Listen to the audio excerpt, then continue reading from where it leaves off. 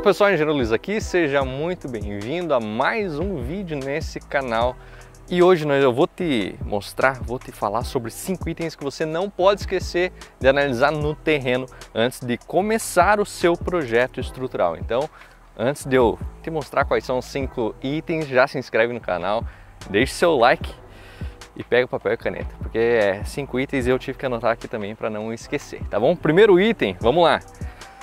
Análise da vizinhança. Primeiro eu quero mostrar para vocês, vem cá, vamos subir aqui no terreno para que a gente possa fazer essa análise. O porquê que a gente precisa fazer a análise da vizinhança? Quando a gente recebe o projeto arquitetônico, muitas vezes não vem informando o que a gente tem na divisa, não vem informando se tem alguma edificação, não vem informando se existe algum tipo de aterro. E é interessante, por mais que a gente não consiga ir até o local para verificar isso, que a gente peça fotos caso a gente não consiga ir até o local. Mas é importante que a gente analise, por exemplo, aos fundos desse terreno onde vai ser feita uma construção, já tem uma outra construção. E nesse momento o pessoal está utilizando esse terreno como um campo de obra, digamos assim, para a utilização de material. Então, consequentemente, eu preciso interpretar isso. Por quê? Se eu vou ter o meu projeto estrutural aqui acontecendo, se eu vou ter a minha obra aqui acontecendo, percebe que a gente precisa também ter um espaço para colocar as máquinas, a gente precisa ter um espaço para colocar os materiais. Então, a logística também da construção faz parte do nosso projeto estrutural, para que a gente possa entender se vai executar primeiro o muro de arrimo, vai entender se vai executar primeiro os fundos, a edícula, enfim. É importante que a gente possa analisar o entorno da nossa edificação para entender como que vai ser o mecanismo também da execução da obra. Agora, falando do nosso primeiro item, que é a análise do entorno da edificação, a gente entra no nosso segundo item que não pode esquecer antes de analisar o seu projeto estrutural, antes de fazer o seu projeto estrutural, que é a parte de muro de arrimo. Sim, nós precisamos analisar o entorno para que a gente possa avaliar se vai existir muro de arrimo ou não. Eu já recebi muitos projetos arquitetônicos que não tem a linha natural do terreno, que não mostra onde que tem aterro, que não mostra onde que tem corte, e eu só consegui avaliar isso, eu só consegui visualizar isso vindo até o terreno. Esse é um dos casos, mas que sim veio no projeto arquitetônico falando onde tem aterro ou corte, mas aqui em questão, nesse terreno aqui, nós temos esse desnível de mais ou menos 2,5 metros e eu preciso avaliar no meu projeto estrutural se esse desnível ele vai fazer parte da residência ou se vai ser necessário fazer um muro de arrimo aqui. Então, consequentemente, quando eu for fazer a concepção estrutural, por exemplo, e eu tenho a minha edificação exatamente nessa divisa, se eu for avaliar em questão estrutural, da minha concepção estrutural, provavelmente eu vou posicionar os pilares sempre com a maior inércia aonde eu tenho o meu aterro, por conta dos empuxos que esse aterro, esse meu desnível, digamos assim, vai causar em toda a minha estrutura.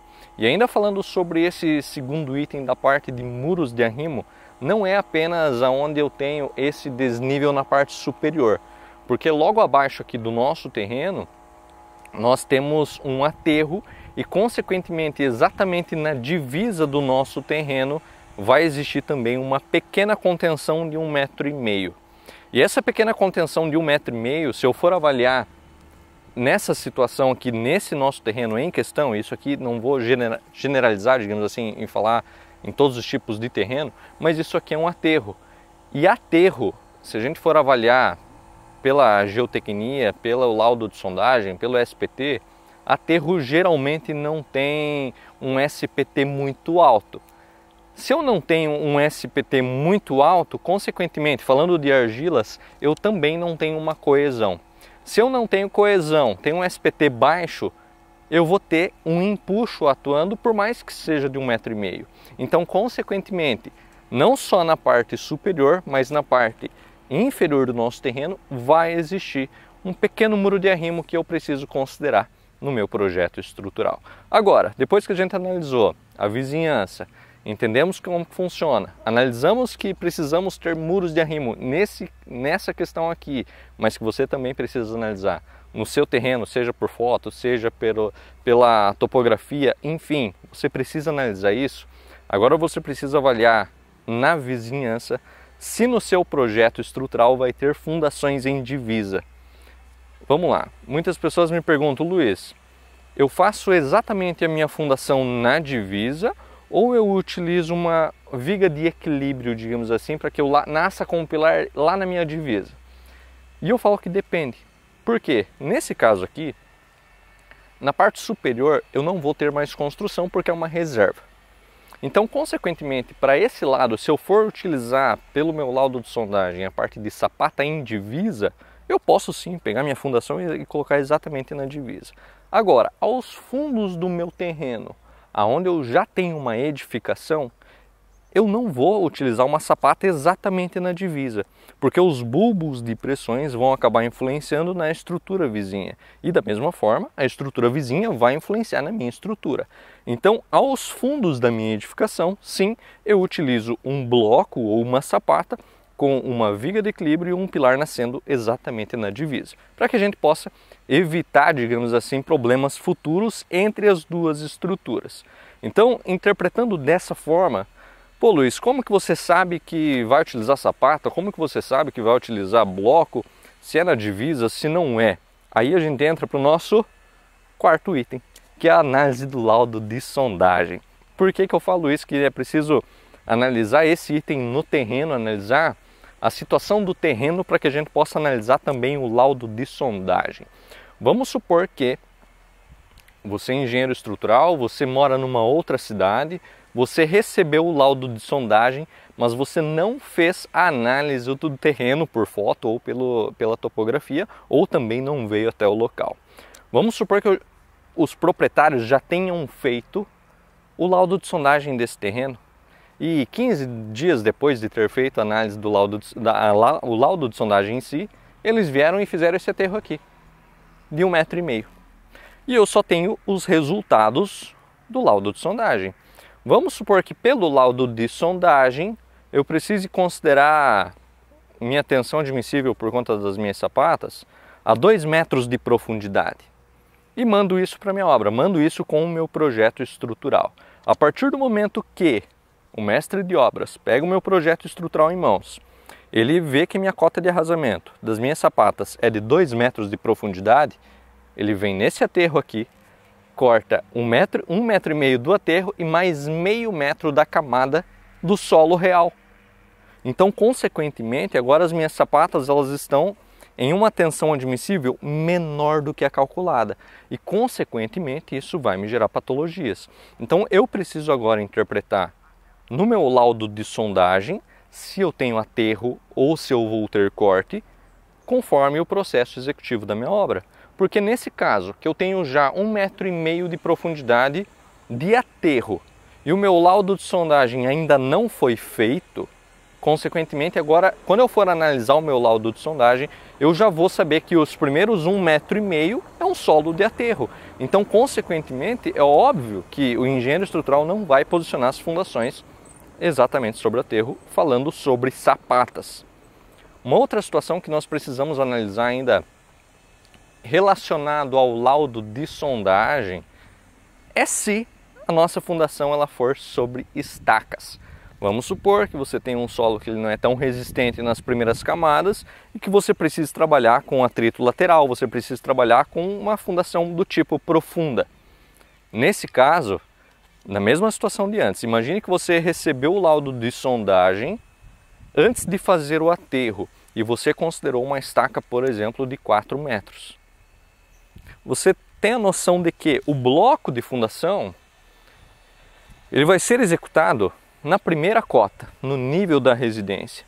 A estaca vai ser executada abaixo do nosso bloco. Então, consequentemente, se no meu dimensionamento das minhas fundações por estaca, eu considerei uma estaca de 4 metros, para que eu tenha uma carga admissível da estaca, eu preciso considerar esse acréscimo do meu aterro. Da mesma forma, se eu tivesse um corte. Vamos imaginar que eu tenho a minha linha natural do terreno e eu fiz esse corte aqui no meu terreno. Então, se eu tenho feito o meu laudo de sondagem antes do corte, eu preciso agora considerar esse meu corte na análise do meu laudo de sondagem para que eu possa de fato encontrar a tensão admissível, a carga admissível correta das minhas estacas. Então é importante que a gente faça essa análise do laudo de sondagem com as características do nosso terreno. E, enfim, falamos sobre 4 itens, vamos chegar no nosso último item e que, vamos dizer assim, que eu já tive esse problema. Vou confessar aqui que eu já tive esse problema, tá? Então, antes de eu falar sobre ele, já se inscreve nesse canal, já deixa o like também. E se você já teve algum desses problemas, deixa aqui nos comentários. Porque o 5º item que você precisa analisar no terreno é o acesso.